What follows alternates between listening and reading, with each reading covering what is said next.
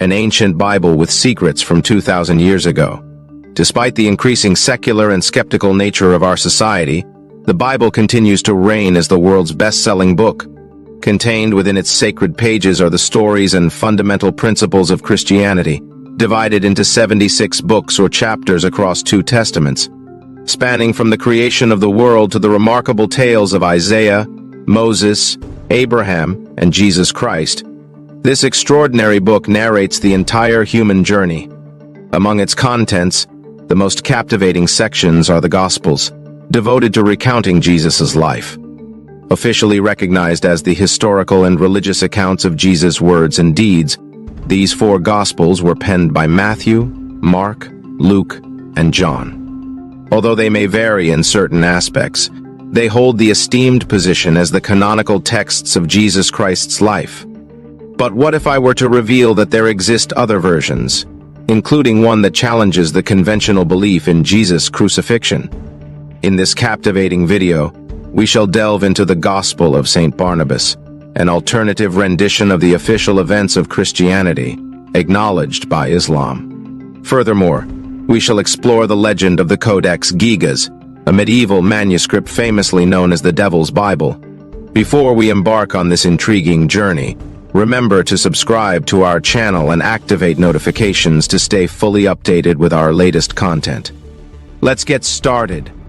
In a remarkable event spanning over 2 decades, a notorious gang of art thieves met their downfall when their attempt to smuggle a collection of ancient artifacts was intercepted. Among the stolen treasures was a priceless handwritten manuscript dating back 2,000 years, crafted in the ancient languages of Irako and Aramaic, the very dialect spoken by Jesus Christ himself. To the astonishment of investigators, this mysterious book turned out to be a unique Bible, a previously undiscovered gospel. Such gospels, which lie beyond the boundaries of the Christian canon, are often labeled as apocryphal, deemed lacking in divine inspiration, or falsely attributed to various authors. Despite these controversies, experts estimate the value of this extraordinary find at a staggering $28 million. The authorship of this captivating text is attributed to none other than St. Barnabas, an early disciple of Jesus in Jerusalem. St. Barnabas, hailing from the island of Cyprus, was a prominent figure among the earliest Christians mentioned in the New Testament. His presence can be found in both the Acts of the Apostles and the Epistles of St. Paul. While not counted among the 12 primary apostles, Barnabas holds the esteemed status of an apostle in his own right. Although the authorship of the letter to the Hebrews is often attributed to him, historical evidence surrounding this claim remains speculative. Barnabas played a pivotal role as a trusted collaborator of St. Paul and is sometimes identified as the cousin of the evangelist Mark. As an integral member of the burgeoning Christian community in Jerusalem, he played a vital role in introducing Paul to the apostles upon the latter's return from his conversion. Barnabas's tireless efforts in preaching the teachings of Christ and converting non-Jewish communities left an indelible mark on cities like Antioch, Jerusalem, and Cyprus. The apostles held him in high regard, recognizing him as a virtuous man filled with unwavering faith in the Holy Spirit. The account of Barnabas's fate, as per the Book of Acts, resides in unverified tradition and apocryphal sources. According to these narratives, Barnabas was met with a tragic end, falling victim to a group of Jews in Syria who confronted him during his preaching. They subjected him to torture and stoning. However, the Gospel of Barnabas, a remarkable ancient text dating back 2,000 years, challenges a fundamental aspect of Catholicism, the crucifixion of Jesus. This Gospel, regarded as apocryphal and excluded from the official Catholic canon, presents an alternative perspective on the events surrounding Jesus Christ. Its significance lies in its assertion that Jesus was not crucified, shattering the very foundation of the Catholic faith.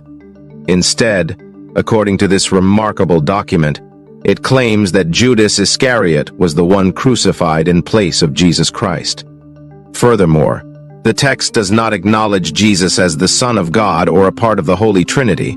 Rather, It portrays him solely as a prophet disseminating the word of God. Intriguingly, the Gospel also accuses the Apostle Paul of being an impostor, a striking revelation considering the close association between Barnabas and Paul throughout their lives. Such claims may cast doubt on the authenticity of the Gospel of St. Paul and, by extension, the other three canonical Gospels, suggesting the presence of falsehoods or deceit. While it remains impossible to ascertain whether this text serves as an indictment of Paul's influence on Barnabas's narrative, it undeniably presents a thought-provoking scenario involving an apostle and his alleged collaborator. Within the Gospel of Barnabas, not only does the narrative deviate concerning the crucifixion, but it also presents an intricately detailed account of Jesus Christ's life, encompassing pivotal moments from the Annunciation by the Archangel Gabriel to the Virgin Mary preceding the Messiah's birth. This remarkable text follows Christ's journey, illuminating his actions, teachings, and profound words, with particular focus on his preaching and the profound impact of his passion. It culminates with a powerful message from Jesus Christ himself, urging the dissemination of his word throughout the world.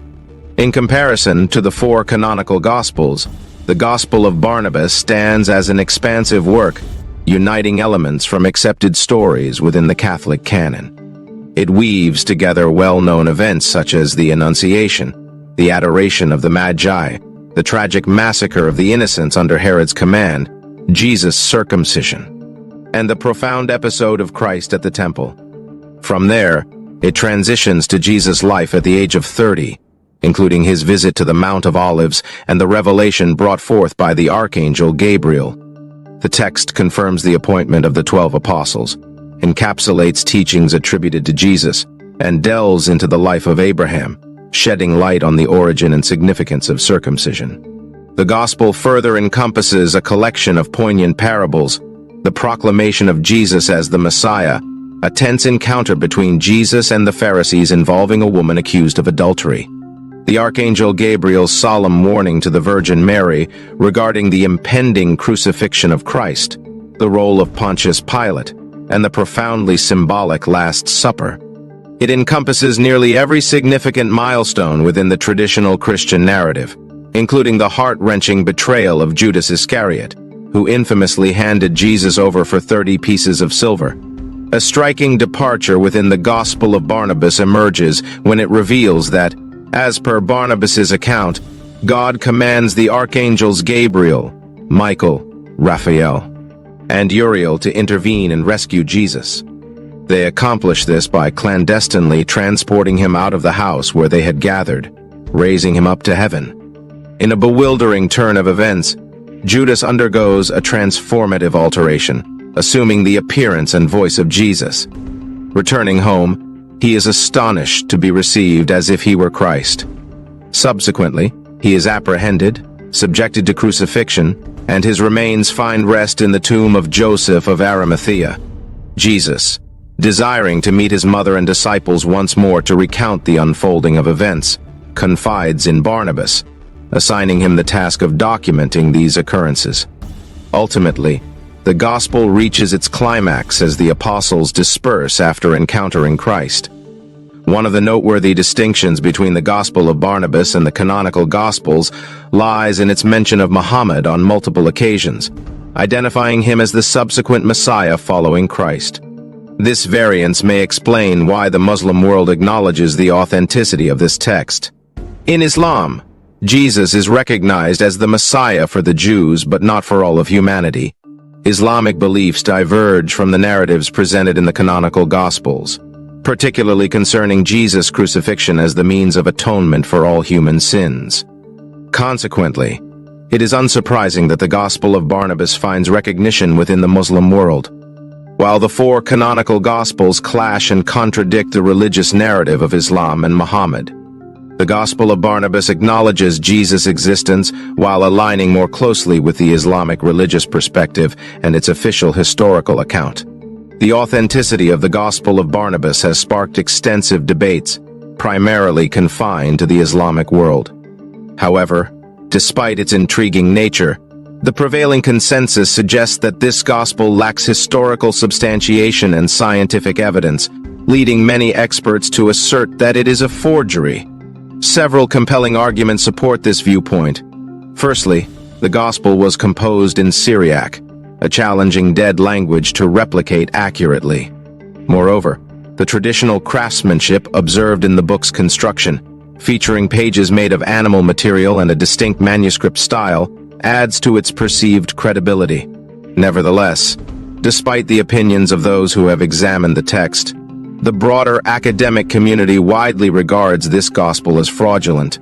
It is commonly believed to have been created during the Middle Ages, specifically between the 15th and 16th centuries, rather than during the 1st century when Barnabas is thought to have lived. No historical evidence predating these centuries corroborates its existence. Furthermore, the Gospel of Barnabas is absent from the citations and references of ecclesiastical historians, ancient chroniclers, and both Christian and secular texts. There is a notable dearth of evidence supporting its existence, including a lack of citations or mentions among early Islamic writers. Even if one were to entertain the notion that the Catholic Church suppressed this gospel, substantiating such claims would prove challenging. The Gospel of Barnabas stands as the sole widely circulated apocryphal gospel, with numerous other versions published during the early post-Christian era and often referenced in other works. The conspicuous absence of references to the Gospel of Barnabas seems to affirm its non-existence in antiquity. The legend surrounding the Codex Gigas and the Gospel of Barnabas is the only apocryphal text that has garnered historical attention. The Codex Gigas, also known as the Devil's Bible, itself holds intrigue and mystery, constituting a distinct and fascinating document in its own right. The Codex Gigas stands as an unparalleled marvel, reigning as the largest medieval manuscript ever discovered. Its sheer dimensions are awe-inspiring, measuring an astounding 91.5 centimeters in height, 50 centimeters in width, and nearly 23 centimeters in depth. Its weight is equally remarkable, tipping the scales at almost 75 kilograms. Within its colossal pages, a diverse array of texts resides, including a complete Bible scribed in Latin, Flavius Josephus's Antiquities of the Jews, and an assortment of works penned by ancient authors. Additionally, it harbors chapters that delve into the realm of magic, divulging formulas, rituals, and even a meticulously crafted calendar. The Codex Gigas is believed to encapsulate the sum of worldly knowledge within its single voluminous tome. At first glance, it appears to be a simple compilation of significant works, yet beneath its striking facade lies an enigma waiting to be unraveled. Curiously, the origins of this extraordinary book remain shrouded in mystery. Experts find themselves perplexed when attempting to ascertain its composition and creation. On one hand, it bears a striking consistency, with each page exhibiting an identical appearance and content quality. The prevailing consensus among scholars is that the Codex Gigas is the meticulous handiwork of a solitary scribe. Its extraordinary precision and seamless continuity suggest that it was forged within a remarkably brief span of time. However, this notion presents an inherent quandary. According to these same experts, the notion of producing a manuscript of such unwavering consistency and superior craftsmanship in a short duration was inconceivable.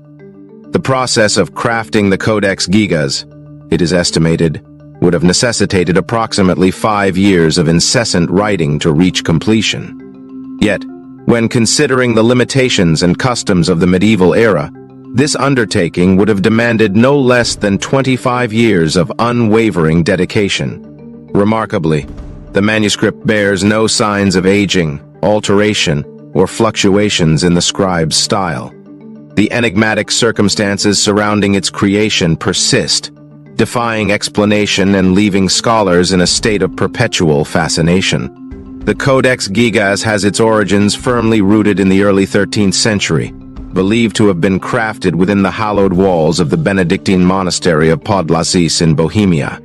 Once an esteemed resident of the Imperial Library of Rudolf II in Prague, Its fate took a dramatic turn during the tumultuous years of the 30 Years' War in 1648. In the midst of conflict, the entire collection, including the Codex Gigas, fell into the hands of the Swedish army. Today, this significant artifact finds its resting place in the National Library of Sweden, situated in the vibrant capital of Stockholm. Yet, the mystique of the Codex Gigas extends far beyond its historical journey and captivating contents. It delves into the realm of sin and the monk's pact, weaving a tale that transcends the confines of its pages. In the 13th century Bohemia, a monk by the name of Hermann committed an act deemed unforgivable, an abomination that defied the norms of the time. By breaking his religious vows, he had violated a sacred tradition, an offense that bore no pardon. The punishment that awaited him was nothing short of horrifying. Hermann was condemned to a fate that would see him perish within the very walls of the monastery, encased in a prison of his own making. This particular form of execution, known as immurement, entailed the construction of 4 walls around the guilty monk, sealing him off from the world.